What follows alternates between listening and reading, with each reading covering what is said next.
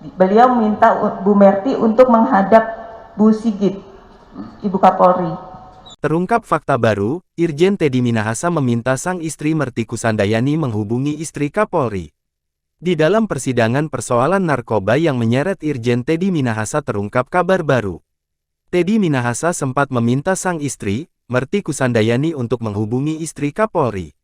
Tapi permintaan suaminya ini ditolak oleh Merty Kusandayani.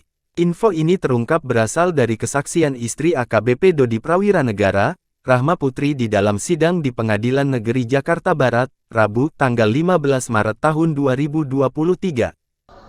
Kemudian Pak TM pergi ke rumah sakit. Saya melanjutkan pembicaraan dengan Bu Merty. Di situ Bu Merty menyampaikan bahwa kenapa menghubungi saya jam 1, karena jam 12 itu Pak Teddy datang ke kamar Bu Merty, ngetok kamar, menyampaikan bahwa ada masalah ini, dan Bu Merty baru saat itu diceritakan, Dodi ditangkap, gini.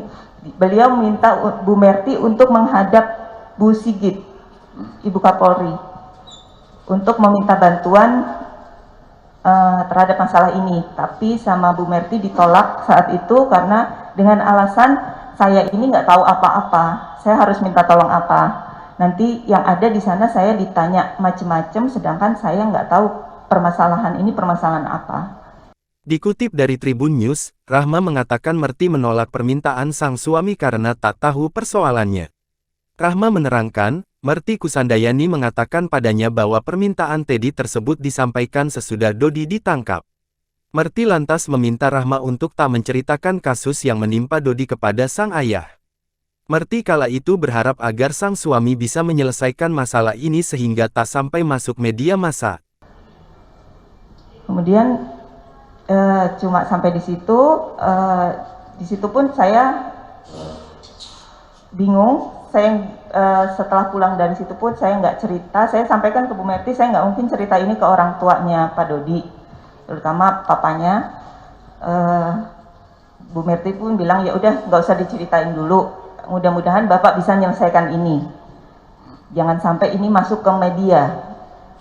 Harapannya waktu itu seperti itu.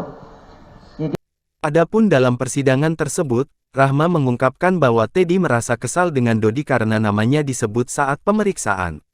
Ditanya oleh majelis hakim, Rahma mengatakan bahwa kasus yang menimpa sang suami adalah penukaran sabu.